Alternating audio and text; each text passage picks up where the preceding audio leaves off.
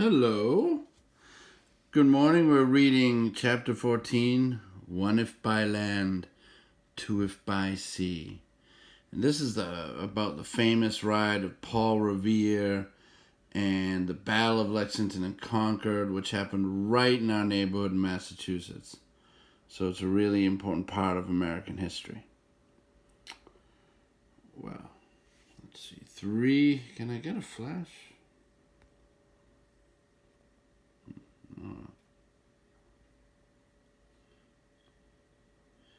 3 men rode horseback on an April night in 1775. Paul Revere, William Dawes, and Dr. Samuel Prescott. Each carried the same message. The redcoats are coming! You may have heard of Paul Revere because a poet, Henry Wadsworth Longfellow, wrote a famous poem about his ride. Listen, my children, and you shall hear of the midnight ride of Paul Revere on the 18th of April in 75. Hardly a man is now alive who remembers that famous day and year. Did you hear that Longfellow, how Longfellow makes his words gallop like horses' hooves? If you read the story of Paul Revere in prose, you can compare it to the poet's version. Here it is. The Patriots were worried. It looked as if war with Britain couldn't be avoided. The Patriots were the colonists who wanted independence. They wanted to be free of British rule. The other colonists, the ones who wanted to stay British subjects, were called loyalists. Some patriots, like Samuel Adams, expected war, but most patriots still hoped to find peaceful ways to settle their differences with England. It was scary to think of war. England was a great power. The colonists were scattered and had little military experience. Still, it made sense to be prepared for the worst. So New Englanders began to stockpile cannonballs and gunpowder. They piled them up in Concord, a small town about 20 miles northwest of Boston. When the British officers heard about those munitions, they decided to get them. Paul Revere and his Boston friends learned of the British plans. They found out that the redcoats were going to march on Concord the next morning. Besides the gunpowder, Revere was worried about his friends Sam Adams and John Hancock. They were hiding in Lexington, right next door to Concord. The British were searching for them, two troublemakers. They wanted to hang them as traitors. Someone had to get a warning to those towns, and fast.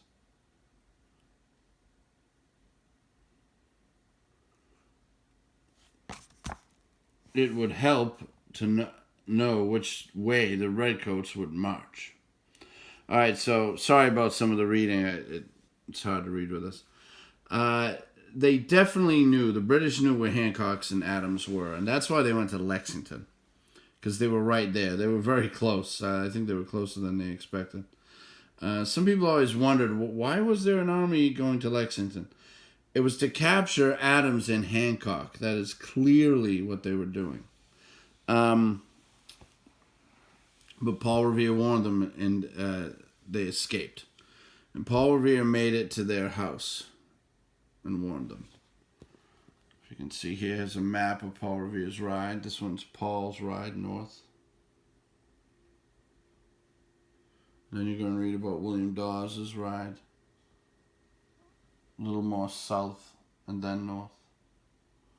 went around Middlesex County. And then Dr. Samuel Prescott was a doctor, and he met them on the way, and he happened to be a patriot. And they were talking, and then he decided to go with them. And then the British officers captured them all. But because Sam Prescott lived around there, he knew the exact back roads to take and whose house to go behind. And he escaped and made it to Concord and warned them there. So Revere and Dawes, even though they were the ones who were supposed to get there, didn't. But Revere did his first job, was to warn Hancock and Adams in Lexington. Also, Dawes and Revere warned all the countryside on their way there. And by the time the British were in Concord, all of Massachusetts' men were like converging right on them. So that was pretty amazing.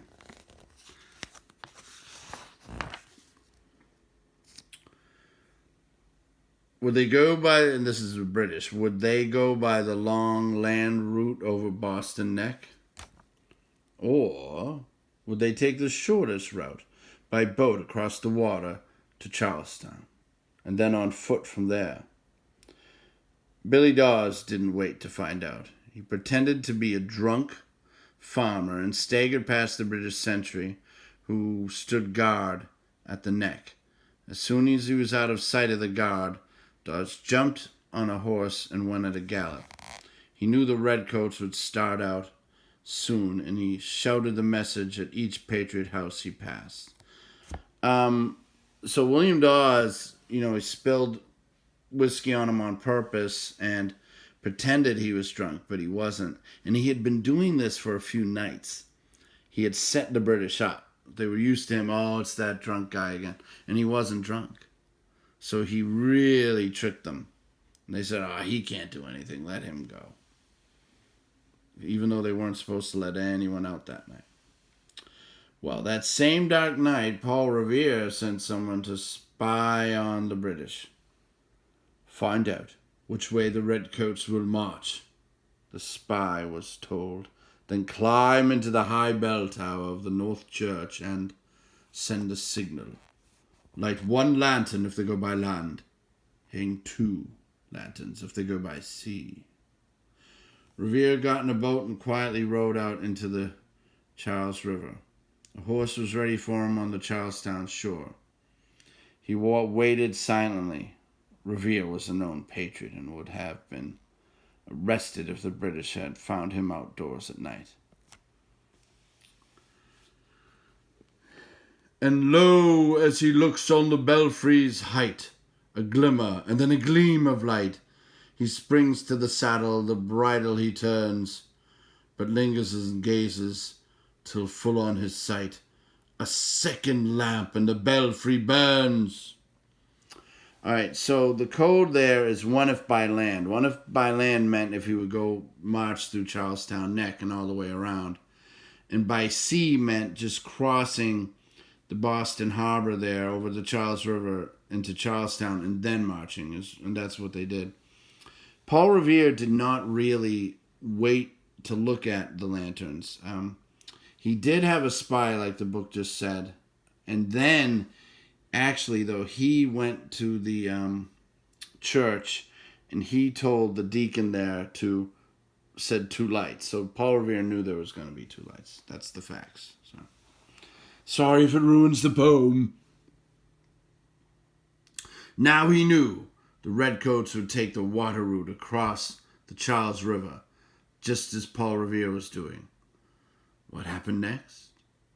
Well, both Billy Dawes and Paul Revere rode hard through the night, warning everyone in the countryside that the British were coming. They met at Lexington in time to tell Sam Adams and John Hancock to escape. But before they could go on to Concord, they were stopped by a British patrol. The redcoats took their horses. Luckily, by this time a third man, Dr. Samuel Prescott, was riding with Dawes and Revere. Prescott had been visiting the girl he intended to marry who lived in Lexington. The doctor managed to escape from the British ride home to Concord and warned everyone there.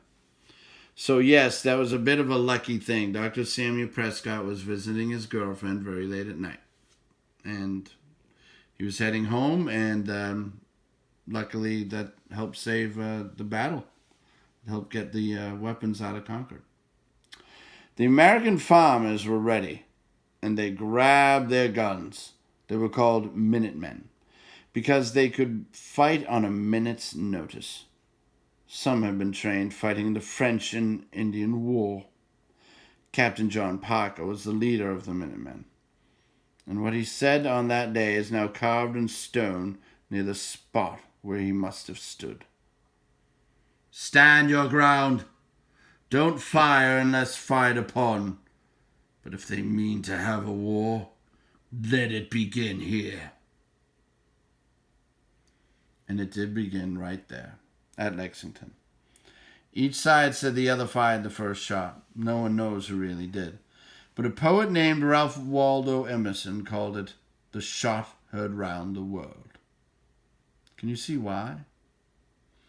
So, I know we played a song, The Shot Heard Round the World. You can't really hear one shot all the way around the world. But it was reported like news, so everyone heard about it. That's why it was a shot heard around the world. We were trying to break free from kings, and everyone was interested in that. What's that war about? So that's why it's called the shot heard around the world. When the smoke cleared, 8 American farmers lay dead. It was April 19, 1775. The American Revolution had begun. But it was gunpowder that the Redcoats had set out to get, so they marched on to Concord, but they couldn't find the powder. That made them so angry they started a fire. "Will you let them burn the town down?" shouted one colonist. "No, I haven't a man who is afraid to go," said the Minutemen's captain, Isaac Davis. The British stood at the North Bridge in Concord. They fired at the colonists. The Minutemen fired back. Now the British were scared, and they tried to retreat. The Americans followed and whipped the Redcoats. More than 2 Englishmen fell for every American casualty. Do you know the song Yankee Doodle? Well, the British made it up to insult Americans. They said a Yankee Doodle was a backwoods hick who didn't know how to fight. When the British marched to Concord and Lexington, they wore fancy red uniforms, and the drummers and pipers played Yankee Doodle. After the battle, it was the Americans who sang that song. They said, "We'll be Yankee Doodles and proud of it." But that isn't the whole story. The story is always more, there's always more to war than winning or losing. These are words written in 1775. "Isaac Davis was my husband. He was then 30 years of age. We had 4 children, the youngest about 15 months old. The alarm was given early in the morning, and my husband lost no time in making ready to go to Concord with his company. He said but little that morning. He seemed serious and thoughtful, but never seemed to hesitate. He only said, 'Take good care of the children.' In the afternoon, he was brought home, a corpse." Henry Wadsworth Longfellow finished the story. "You know the rest in the books you have read, how the British regulars fired and fled, how the farmers gave them ball for ball from behind each fence and farmyard wall, chasing the redcoats down the lane, then crossing the fields to emerge again under the trees at the turn of the road, and only pursuing to fire and load." So only pausing to fire and load. "So through the night rode Paul Revere, and so through the night went his cry of alarm. to every Middlesex village and farm, a cry of defiance and not of fear, a voice in the darkness, a knock at the door, and a word that shall echo for evermore. For borne on the night wind of the past, through all our history to the last, in the hour of darkness and peril and need, the people will waken and listen to hear the hurrying hoofbeats of that steed and the midnight message of Paul Revere. Okay. Well, have a good one. We'll see you tomorrow.